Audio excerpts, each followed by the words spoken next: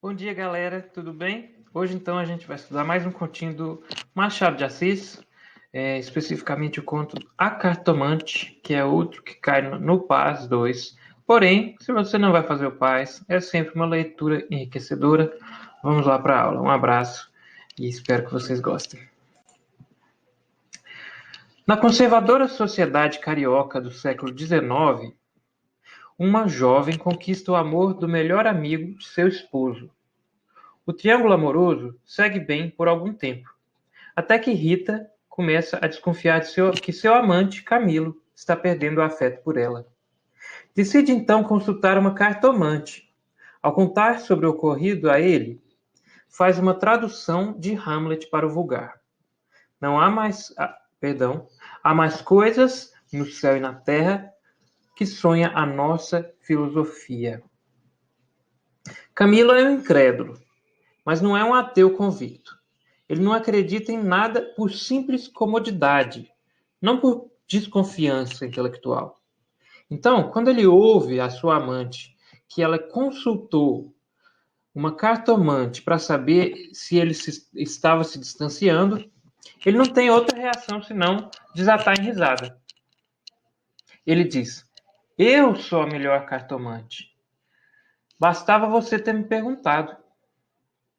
No entanto, logo ele recebe um bilhete em que Vilela, o marido de Rita, convoca Camilo secamente até a casa deles.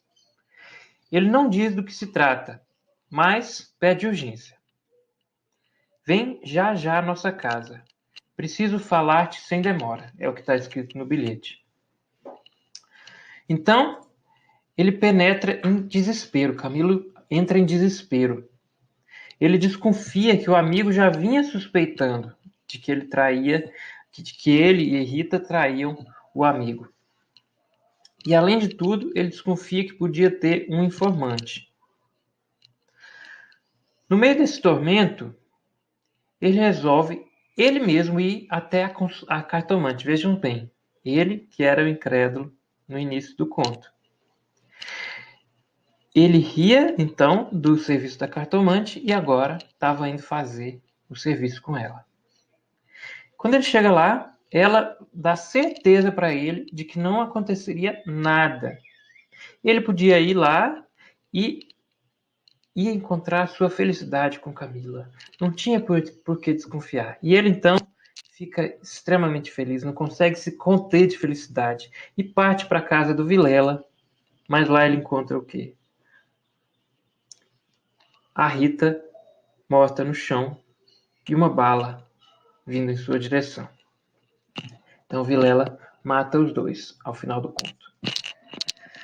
Tudo isso, gente, é escrito de uma maneira muito gostosa, com as reviravoltas próprias de um conto de mistério.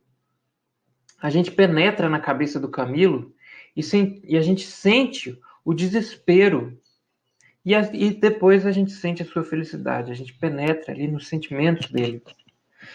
Mas o enredo esconde camadas mais profundas que a superfície de uma simples história de mistério.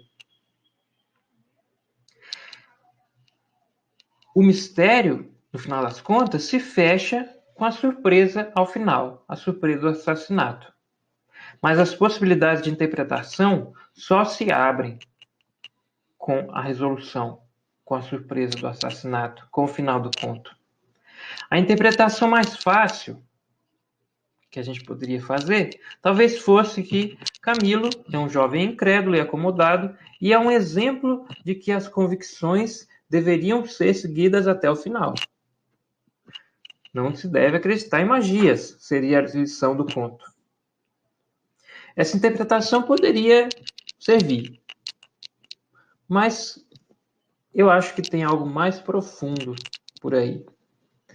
No jogo de enganos e de inversões que não para de se inverter. Um jogo de enganos que não para de se inverter. Vamos ver. Quem é, afinal, o enganador do conto? A cartomante engana os seus clientes ao lhes dar a verdade que eles querem ouvir. Ela diz para Rita que Camilo ama ela, porque ela vê que Camila é uma jovem apaixonada e ela diz então que o amante dela a ama profundamente. Camilo ama Rita profundamente. É o que ela diz. Ela vê a verdade que Rita quer ouvir. E o que ela diz para Camila? Ela diz que ele não deve desconfiar de nada. Ela diz que Vilela não desconfia de nada. A moeda da cartomante, portanto, não é a mentira, mas a verdade que busca em cada cliente, em cada pessoa que vai até ela. Não a mentira, mas a verdade nos olhos do cliente. A mentira está antes no casal, mas não simplesmente por sua traição. Esse tipo de moralismo, gente, não cabe muito bem no Machado. Por meio do enredo do Triângulo Amoroso e Mistério, Machado pega a atenção do seu leitor, que é o público médio da época, que estava plenamente interessado no tema de traição e mistério, que foi criado ali na França, na Europa, mas na França especificamente, e entrou na moda no Brasil, que seguia as modas europeias. Mas, quando Machado pega esses temas da moda, ele provoca algo que não estava previsto neles. O Camilo diz: a melhor cartomante sou eu mesmo. Ora, o que torna boa uma cartomante? É a capacidade de enganar ou de entrever a verdade nos olhos do cliente? Ela ouve a história de Rita. Camilo ouve a história de Rita, ela conta para ele então no início do conto. E o Camilo, apesar de rir, ele logo morde a língua, porque ele não quer retirar de Rita as ilusões de amor que ela tem por ele. Ele fica satisfeito que ela tenha feito todo esse esforço só para saber se ela ama ele, porque ele vê que ela está em seu poder. A Rita está sob o poder de Camilo. A cartomante se utiliza da ingenuidade de Rita para ganhar um dinheirinho. Mas o que Camilo faz? Ele se utiliza dela, de Rita, num jogo que poderia pôr em risco não só a sua reputação de mulher casada, mas a sua própria vida, como a gente vê pelo assassinato no final do conto. Enfim, a leitura do conto é ótima, é muito entretida. Vocês vão gostar se vocês não tiverem lido ainda. Espero que esse vídeo faça com que vocês tenham alguma vontade de ler, porque é um conto muito entretido, muito divertido, que capta a sua atenção. Mas ele leva a gente na mão, ele pega o leitor na mão num jogo de amor e mistério. Mas a obra de Machado de Assis, gente, a obra de Machado de Assis não é dessas que acaba quando se termina de ler. Ela ecoa, ela faz refletir, e aí reside o maior prazer da leitura. Nesse conto especificamente, a gente reflete sobre a natureza do engano.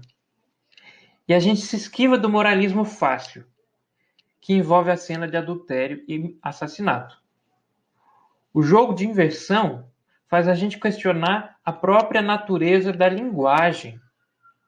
O engano pode ocultar uma verdade. O engano pode ter atrás de si uma verdade.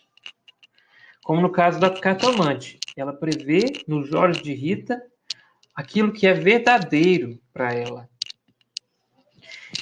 E aquilo cujo engano não é declarado, ou seja, aquilo que não se diz enganoso, que não é à primeira vista, que não parece ser enganoso, pode ser fatal, pode ser mortal.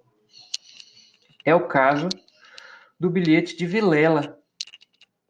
Ele diz: vem até a minha casa, a gente precisa conversar, num tom seco. Ou seja, realmente é isso que vai acontecer. Ele quer que o Camilo vá até a casa dele, né?